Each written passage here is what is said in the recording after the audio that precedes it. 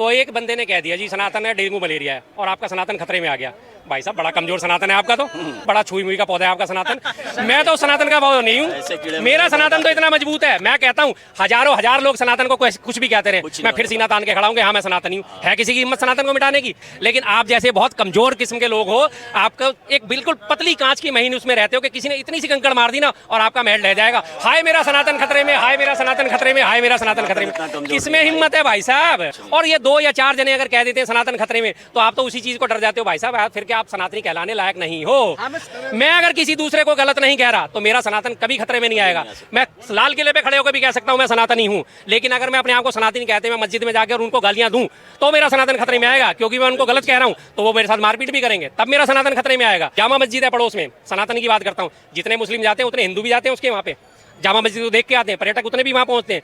जितने पर्यटक ताजमहल में पहुंचते हैं हिंदू, उतने मुसलमान भी पहुंचते हैं। जितनी शिरडी साईं बाबा पे हिंदू जाती है कम्युनिटी, उतनी मुसलमान भी जाती है। जब रमजान शुरू हुए बीच में हमारी होली पड़ी है नहीं पड़ी? जब हमारे नवरात्रे शुरू हुए बीच में अभी ईद होके गई है नहीं गई? प्रकृति खुद कहती है भाई मिलजुल के रहो, मैं तुम्हारे बीच में आ रही हूँ। इधर नवरात्र शुरू हुए, इधर ईद आ गई। बोलो प्रकृति अलग कर रही है क्या? नहीं कर रही। अलग कौन करते हैं? आप जैसे लोग। सनातन खतरे में, सनातन खतरे में। प्रकृति खुद कह रही है मिलजुल के रहो, तुम अपने नवरात्र शुरू करो और मैं तुम्हारे को बीच में ईद भेज रही हूँ मिलने के लिए। बोलो कहीं से कहीं कोई सिस्टम हुआ खराब? अभी मोदी जी जहाँ भी जा रहे हैं जनसभा कर रहे हैं, हर जगह कह रहे हैं कि 10 साल में जो मैंने किया वो एक ट्रेलर है जी। पूरी फिल्म बाकी है, अभी बहुत कुछ करना है। क्या बोलेंगे? ट्रेलर इतना खतरनाक है तो फिल्म कैसी होगी साहब? मैं तो यही सोच सोच के बार बार काँप जाता हूँ। और वो भी ट्रेलर में उन्होंने लगाया है 10 साल, तो इसका मतलब आगे की फिल्म तो कम से कम वो 15, 20, 30 साल चलाने के मूड में है। तो कितनी खतरनाक होगी वो, क्या क्या सोचेंगे, क्या क्या वो करेंगे। उनकी मंशाओं से जाहिर हैं, उनके जो मंत्री हैं उनकी मंशाओं से जाहिर है, जो उनके सांसद हैं जो लड़ने के लिए खड़े हुए हैं तैयार, उनकी मंशाओं से जाहिर है कि लोकसभा के साथ और ये माने लोकतंत्र के साथ कितना ज़बरदस्त वो खिलवाड़ करेंगे आगे चल के। उनकी मंशाएं साफ जाहिर होती नज़र आ रही हैं। अभी आपने कल परसों में देखा होगा अजय मिश्र टेनी जो हैं, उन्होंने उनकी जनसभा हो रही थी, उन्होंने कहा साहब हमारी टंकी में पानी नहीं आता, हमें पानी की समस्या हो रही है। नीचे बैठ जाए चुप, झापड़ पड़ेगा नहीं तो। ये तो उनके ट्रेलर में हालत है, तो सर फिल्म में क्या होगा? कोई आवाज़? उनके सीएम भी वैसे ही बयान दे रहे हैं। हाँ जी, आपने देखा ये अनंत हेगड़े साहब बोल रहे हैं, उधर से अरुण गोविल साहब बोल रहे हैं, मेरठ से जो कैंडिडेट हैं सभी बोल रहे हैं कि हमें 400 पार करा दो, हम संविधान बदल देंगे। तो मंशा इनकी अभी ट्रेलर में ही जाहिर हो गई है, तो आगे चल के फिल्म में तो ये कन्फर्म है। तो हर जगह से यही आ रही है ना, अब की बार 400 पार, भाजपा सरकार अब की बार 400 पार। ये आवाज़ वहीं से आ रही है जो इनका डंका चार रहेगा, ढोल पीटते हैं, डंका बजाते हैं, जो पेड मीडिया इनका डंका बजाता है। अभी आपने पीछे भी देखा होगा अंजना ओम कश्यप को किस तरह से विरोध झेलना पड़ा था, लेकिन उसमें दिखाया क्या गया? सोशल मीडिया पे आपको उनका विरोध दिखेगा, मेन मीडिया में क्या दिखाया गया कि वो जनता से मिल रही है, जनता कह रही है, जनता की आवाज़ सुना रही है। आपको क्या, हाँ जी हमें तो मोदी जी चाहिए, बाकायदा पूरी 1 मिनट की 1.5 मिनट की बाइट चला दी। अगली एक वो मैडम के पास और गई, उन्होंने कहा जी हाँ क्या मेरी बहुत समस्या है, अच्छा हम आगे चलते हैं। ये हालत हो रही है पैदा, सच्चाई दिखाई नहीं जा रही ज़मीनी स्तर पर। तो आप इसी पूरे चांदनी चौक में इस कोने से उस कोने तक सर्वे कर लीजिए, आपको पता चल जाएगा कि बीजेपी कहाँ ठहरती है और इंडिया गठबंधन कहाँ ठहरता है, या विपक्ष जिसको कहा जाए वो कहाँ ठहरता है। एक और मोदी जी बोल रहे हैं कि मैं कहता हूँ भ्रष्टाचार हटाओ, पर विपक्ष कहती है भ्रष्टाचारी को बचाओ। बिल क्या बोलेंगे? ये थोड़ा सा वो उल्टा बोलते हैं। मैं कहता हूँ भ्रष्टाचार मिटाओ नहीं बचाओ। अगर वो ऐसा ना कहते तो वो किस किस को इन्होंने शामिल करा है? आप सबके पास सबकी लंबी लिस्ट है। अजीत पवार का नाम सर्वोपरि आता है, 70,000 करोड़ के घोटाले का आरोपी, आज उनकी पार्टी में आके सेफ है। नारायण राणे उनकी पार्टी में आगे सेफ है। छगन भुजबल उनकी पार्टी में आगे सेफ है। हेमंत विश्वा शर्मा जिसके ऊपर सिंचाई घोटाला का आरोप था, शारदा चिटफंड स्कैम था उनके ऊपर, वो उनका आज मुख्यमंत्री बना बैठा है आसाम का, वो सेफ है। आप लगातार देख लीजिए, जो भ्रष्टाचारी उनकी पार्टी में जाता है वो जाते ही फौरन सेफ हो जाता है। तो वही तो कहते हैं भ्रष्टाचार करो लेकिन मेरी पार्टी में आके करो। और जो मोदी जी कहते हैं ना बार बार मैं गारंटी देता हूँ, मेरी गारंटी है, तो मोदी जी की गारंटी जनता के लिए नहीं होती है, वो जनता पार्टी होती है। आप भ्रष्टाचारी हो, मेरी पार्टी में आ जाओ। अगर मजाल है किसी की कोई ईडी IT CBI आपके ऊपर हाथ लगा दे तो ये मेरी गारंटी है, मैं बचा के लेके जाऊँगा तुम्हें। और सारे उदाहरण मौजूद है। बलात्कारियों के लिए उनकी गारंटी है, बलात्कार कर रहे हो कोई बात नहीं, मेरी पार्टी में आ जाओ। अगर मजाल है तुम्हें पुलिस छू जाए, NIA छू जाए, CBI छू जाए, ED छू जाए, IT छू जाए, कोई नहीं छू सकता। आप यौन शोषण के आरोपी है, ब्रजभूषण शरण सिंह सबसे बड़ा उदाहरण है। मजाल है अगर उस पर कोई हाथ डाल दे, क्योंकि उनकी गारंटी है मोदी जी की। तूने कुछ भी करा लेकिन मेरी पार्टी का सांसद है ना। भरी संसद में एक सांसद मोदी जी की पार्टी का दूसरे सांसद को गालियां देता है, लेकिन मोदी जी की गारंटी है चिंता मत कर, मैं तुझे राजस्थान में चुनाव का प्रभारी बनाऊंगा, ये मोदी जी की गारंटी है। तो टिकट तो काट दिया ना इस बार उन्होंने? टिकट काट दिया, ठीक है टिकट काट दिया, लेकिन एक्शन क्या लिया? किसी सांसद को भरी सभा में इस तरह से बोला गया था, एक्शन क्या लिया? एक टिकट काटने से क्या होता है? उन्हें पता है कि अब ये जीत नहीं पाएगा, एंटी इनकम्बेंसी चलेगी, लेकिन उस वक्त क्यों एक्शन क्यों नहीं लिया? क्यों नहीं उसे सस्पेंड करा गया था? बात उस वक्त की होती है। आप 2 साल बाद किसी का वो फैसला करो, क्या हुआ? अगर न्याय देर से मिले तो न्याय थोड़ी है, तो गारंटी है तो मोदी जी की। एक और दावा कर रहे हैं विकसित भारत 2047 तक ये देश विकसित भारत बन जाएगा, क्या बोलेंगे? विकसित भारत बन जाएगा, हमें बहुत खुशी होती है विकसित भारत बने हमारा देश। लेकिन आपको पता है अभी ये वर्ल्ड बैंक ने हमारे विकासशील देश का भी टैग हटा दिया हमारे देश से, तो किस तरह से विकसित भारत बनेगा? कर्जा ले लेके विकसित भारत बनेगा? भाई साहब वो जमाने चले गए जब कभी यहाँ पे बहादुर शाह जफर बैठा हुआ करता था और बल्ली मारान में हमारे वो गालिब साहब कर्ज में डूबे हुए थे गालिब साहब। अब उनके ऊपर उसके जिससे उन्होंने कर्ज ले रखा था उसने मुकदमा कर दिया, गई है दरबार में, साहब मेरा फैसला कराओ, इसने मेरा कर्जा देना है। हाँ भाई तूने इनका कर्जा देना है, क्या बात है, क्या करा तूने कर्ज का? कि साहब कर्ज की पीते थे मैं ये सोच कर कि रंग लाएगी हमारी फाका मस्ती एक दिन।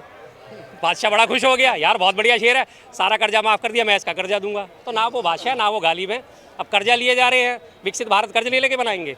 हमारे 4.25 देश के लिए कर्जा ले रहे हैं ना, देश के लिए कर्जा ले रहे वो देश का कर्जा दिखे तो सही कहीं। देश का कर्जा पिछले 10 साल 67 सालों में मात्र था 55 लाख करोड़ रुपए। इन्होंने अगले 10 सालों में 150 लाख करोड़ और ले लिया। और 150 लाख करोड़ आपको कहीं नज़र आता है? कहीं किसी चीज़ में नज़र आता है आपको 150 लाख करोड़ के यहाँ खर्च हुआ नज़र आता होगा? गिनती की 2 या 3 चीज़ें दिखा देते हैं, हमने हाईवे बना दिए, हमने वंदे भारत चला दिया। अरे भाई साहब वंदे भारत आज आपने 50 वंदे भारत चलाई हैं, मोटा मोटा आप हिसाब लगाओगे तो 50 वंदे भारत में 116 करोड़ रुपये एक ट्रेन की कीमत आती है। 78 से 116 करोड़ रुपये ट्रेन की कॉस्ट बैठती है। ऑन एन एवरेज 100 करोड़ भी लगा लिया जाए तो 50 × 100 5000 करोड़ क्या हुआ? और कर्जा कितना है? 150 लाख करोड़। कहीं हिसाब लगाया किसी ने? नहीं लगाता ना कोई। 30,000 किलोमीटर का इन्होंने हाईवे नेटवर्क बनाया। आप अगर हम द्वारका एक्सप्रेस वे की हाईवे की कॉस्टिंग लगा लिया जाए, जिसे कहा जाता है कि 18 करोड़ रुपए पर किलोमीटर में बन रही थी, हम 20 करोड़ रुपए पर किलोमीटर मान लेते हैं उसको, 30,000 × 20 करोड़ 6 लाख करोड़ बैठता है कर्जा हमारे ऊपर, फिर भी 150 लाख करोड़ का है। कहाँ है फिर वो हिसाब किताब? इस हिसाब से वो विकसित भारत बनाएंगे? नहीं बना सकते, कोई रोड मैप नहीं है उनका। एक टाइम था उस जब वित्त मंत्री कहते थे कि डिजिटल भारत नहीं हो सकता, पैसे ट्रांसफर नहीं हो सकते, वही मोदी जी के राज में हो गया पॉसिबल, वो भी तो एक काम हुआ। देखिए जी डिजिटल भारत जो भी कहते थे टेक्नोलॉजी की बात है। अब इससे हम थोड़ा सा अगर पहले जाएं तो इससे पहले तो मोबाइल भी नहीं होते थे, तो क्या मोबाइल का वो नहीं हुआ, आविष्कार नहीं हुआ? सबसे पहला मोबाइल 1978 में बना था, किसी को पता भी नहीं था। मार्टिन कूपर थे अमेरिका के, मोटोरोला कंपनी के संस्थापक थे, उन्होंने पहली बार मोबाइल बनाया था। लोगों को यकीन ही नहीं हुआ कि मोबाइल भी बन सकता है। तो ये छोटी मोटी चीज़ें तो डेवलपमेंट तो हिस्सा है। आपका बच्चा पैदा होगा तो पैदा होती थोड़ी वो 21 साल का हो जाएगा, बड़े होगा, धीरे धीरे दाढ़ी मूंछ आएगी, धीरे धीरे बड़ा होगा। और रही बात इसकी मोबाइल की बात, तो 1991 में जनसभा में राजीव गांधी जी ने जाके भाषण दिया था पीलीभीत के पास। उन्होंने कहा था कि जी मैं मोबाइल लेके आऊँगा। लोगों को समझ ही नहीं आया कि मोबाइल होता क्या चीज़ है 91 में। उन्होंने कहा आने वाले टाइम में खेत में खड़ा होकर लोग मोबाइल पे बात करेंगे।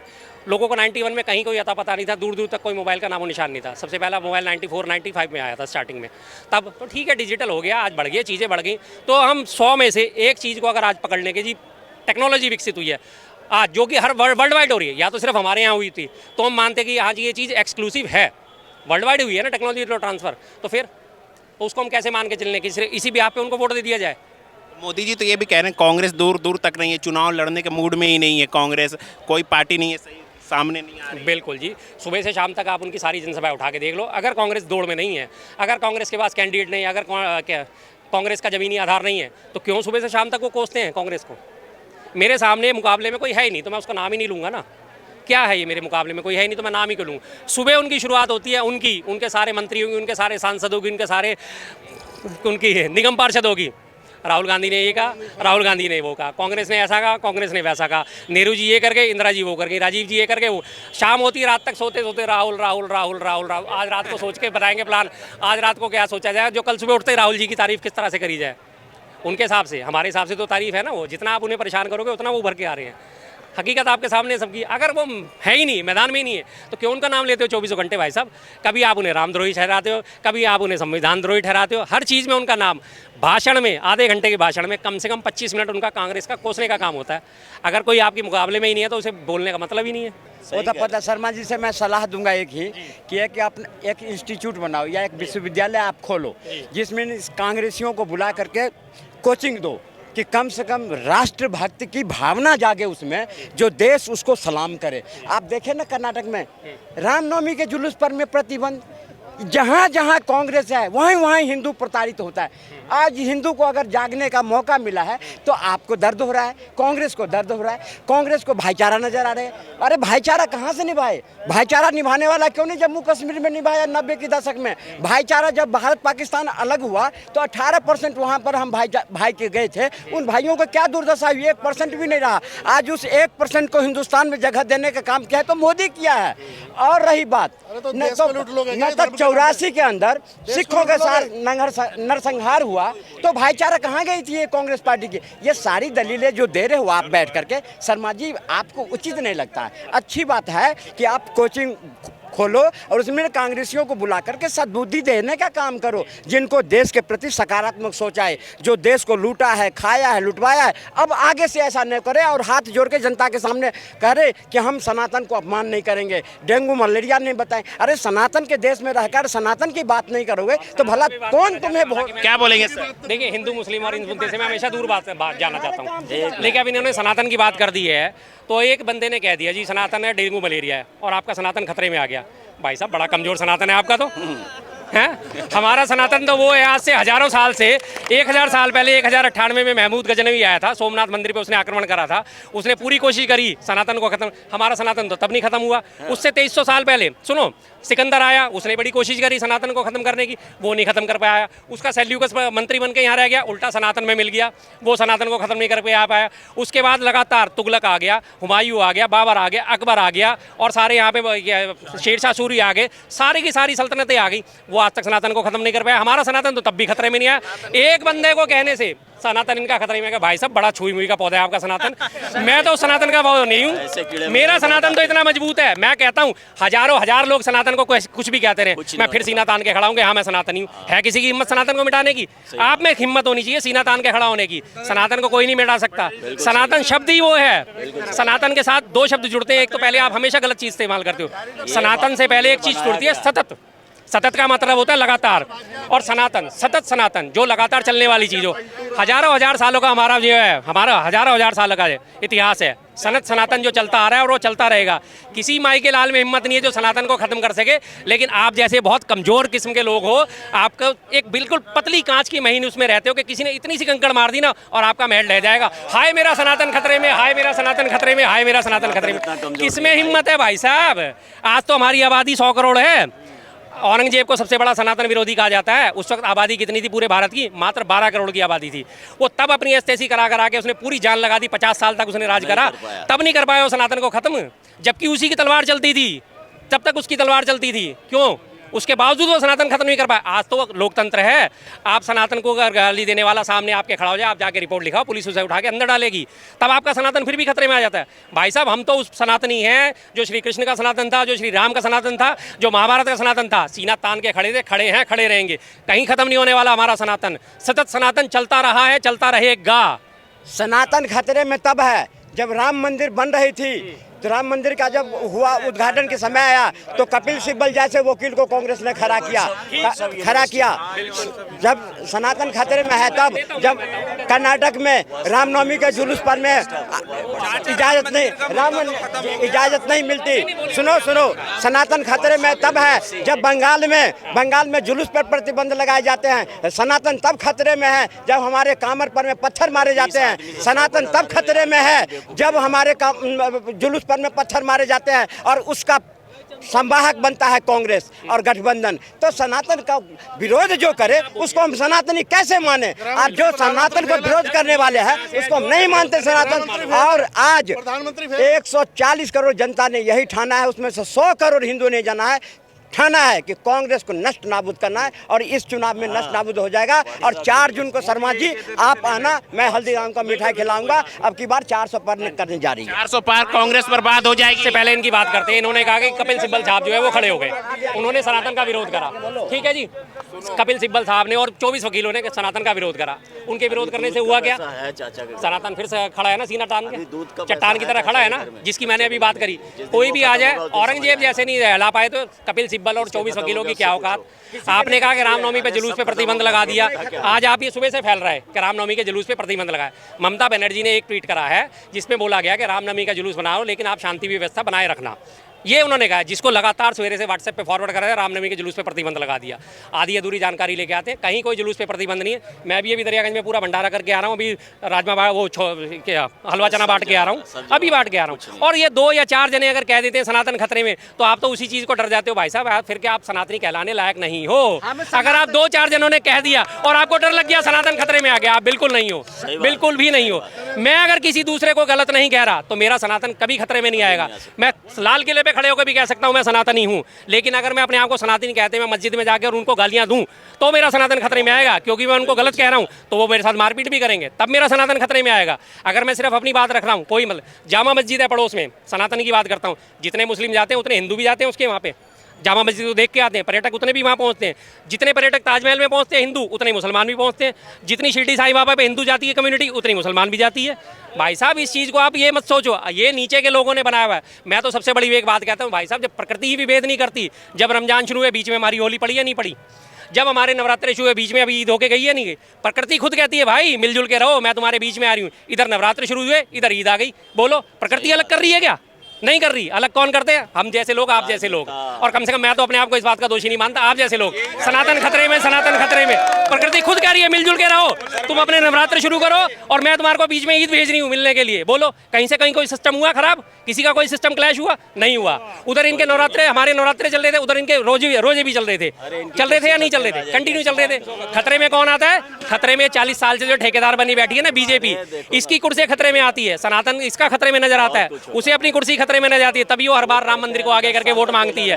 एक बार अगर वो अपने विकास के नाम पे वोट मांग के दिखा दे, बात है। विकास पे बोला इन्होंने, विकास पे विकास जो 10 साल में हुआ ना, कांग्रेस को करने में 100 साल लग जाते। और विकास की बात उसको नहीं भाता है जो सिर्फ मोदी को जो सिर्फ मोदी को हटाना चाहता है ना, उसको विकास नजर नहीं आ रहा है। और मोदी को कौन नहीं हटाना चाहता है, ये भी देश की जनता देख रही है। देश की जनता देख रही है मोदी को मोदी के सोच तब, हाँ सो आ गई ना बात, आ गई बात, अब होगी बात। क्यों हटाना चाहता है? तो जो कार सेवक जा रहे थे गोधरा, तो उसको ट्रेन में बोगी को बंद करके आग लगा दिया। और उस टाइम मोदी था मुख्यमंत्री, अमित शाह गृह मंत्री। विकास नहीं उन्होंने बात छेड़े तो मैं कहता हूँ उस टाइम मोदी इसलिए हटाना चाहिए कि कहते ना महबूबा कही ना, मोदी को हटाना इसलिए उनकी मजबूरी है कि महबूबा कही थी ना कि अगर धारा 370 हटाओगे तो खून बह जाएगी, कंकर नहीं पड़े।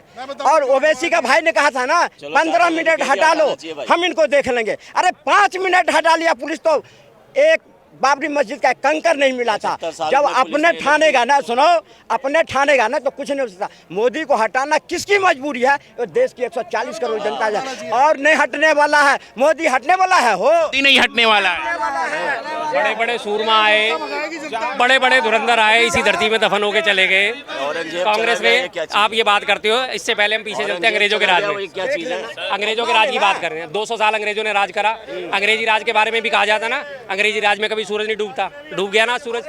जो अंग्रेजी कर्नल ब्रिगेडियर सारे के सारे वर्दी पहनते थे, आज हमारे वो वर्दी बैंड वाले पहनते हैं। क्या हालत है आज ब्रिटेन की? कहता था 200 साल तक राज करा, कभी सूरज नहीं डूबेगा, डूब गया ना उसका भी सूरज। अच्छे जुर्म खा निकल गए, ये तो कोई बड़ी चीज नहीं है। और सवाल इन्होंने किया, जितना काम मोदी जी ने 10 साल में किया, 70 साल में कांग्रेस ने बिल्कुल नहीं किया। मैं कहता हूँ मोदी जी ने जो 10 साल में काम करा, कांग्रेस 100 साल नहीं, वो 200 साल तक भी नहीं कर पाते। पिछली सरकारों ने ऑन एन एवरेज 70 सालों में, दोबारा घुमाता हूँ इस बात को, 70 सालों में कितना कर्ज लिया जी? 55 लाख करोड़ रुपए। मोदी जी ने 10 सालों में ले लिया कितना? 150 लाख करोड़ रुपए। अगर वही कांग्रेस चल रही होती तो 70 को 55 को बढ़ाते अगर 150 और बढ़ाती, यानी कि 3 गुना करती, तो उसे कितने लगते? 210 साल, तब जाके आंकड़ा पहुंचता 205 लाख करोड़ पे, जो मोदी जी ने मात्र 10 सालों में कर दिया। वास्तव में कांग्रेस को 100 साल लगते। हालत जो खराब कर दी कांग्रेस ने, बीजेपी ने देश की, आज एक दूसरे आदमी को देख के खुश नहीं है बिल्कुल। क्या बोलिए? जितना मोदी 10 साल में कह रहा है, 7 एम्स बना के रखे। कांग्रेस तो ऐसे लग रहा है जैसे 3 मार दी 54 साल में, और मोदी ने 24 एम्स बना दिए एक बार। सब नहीं बोले उसके कार्यकर्ता, और इतने हाईवे बने उसमें कार्यकर्ता उसको नहीं मिले। अरे शर्मा जी रहने दो, आप जिस पार्टी को करते हो वो उस जेन्युइन बात बता रहा हूँ। 20 एम्स हैं टोटल, सुन लीजिए।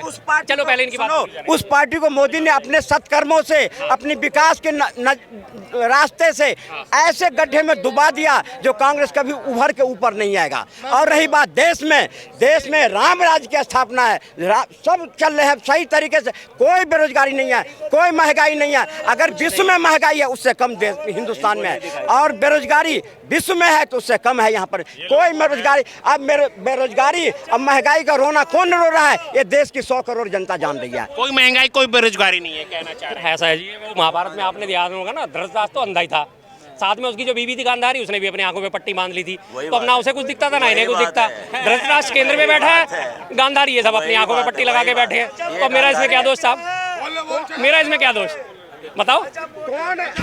कौन गंधारी है और कौन धृतराष्ट्र है, वो देश की जनता देख रही है। जो डबल सेंचुरी मारे हैं और तीसरी सेंचुरी मारेगा मोदी जी, कोई रोक नहीं सकता। आज धृतराष्ट्र दुर्योधन का अन्न खाया तो उसने अपने सीने पर में तीर लेकर के अदा करा, ऊपर गया। आज शर्मा जी को मैं सलाह दूंगा, या ऐसे पार्टी की वकालत मत करो जो दीमक के तरह देश को खा जाएगा, और दीमक के तरह खा जाएगा, डकार भी नहीं मारेगा। ऐसे कांग्रेस को लाओ मत। उस कांग्रेस को देश की जनता ने मुख्य धारा से अलग कर दिया। कांग्रेस के पास न कोई रोड मैप है, न कोई काम करने की क्षमता है, न कोई योजना है।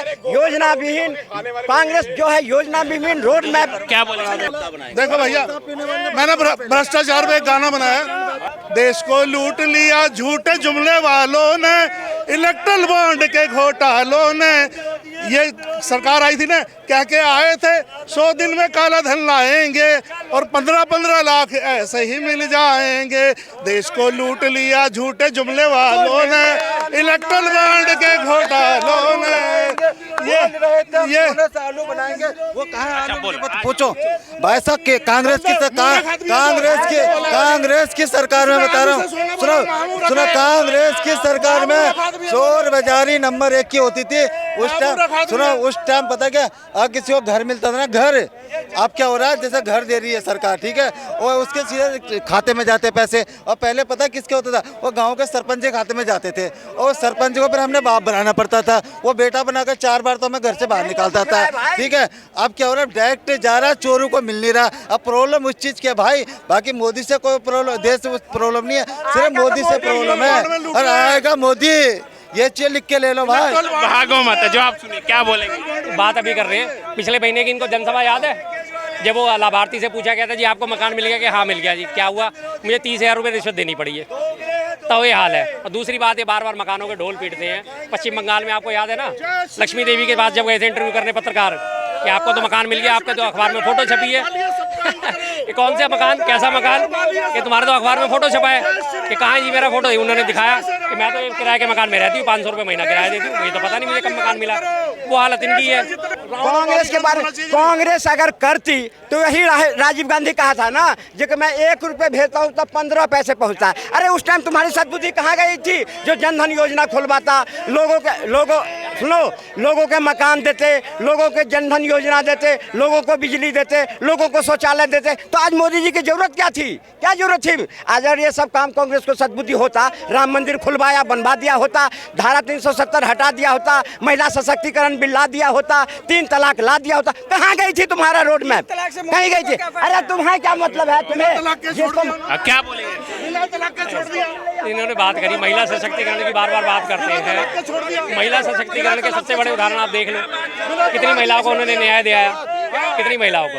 क्या वो पहलवान बहन बेटियां जो थी धरने पे बैठी थी, वो नहीं थी क्या? हाँ, क्या वो बेटियां नहीं थी जिनका महिला सशक्तिकरण का वादा करा गया?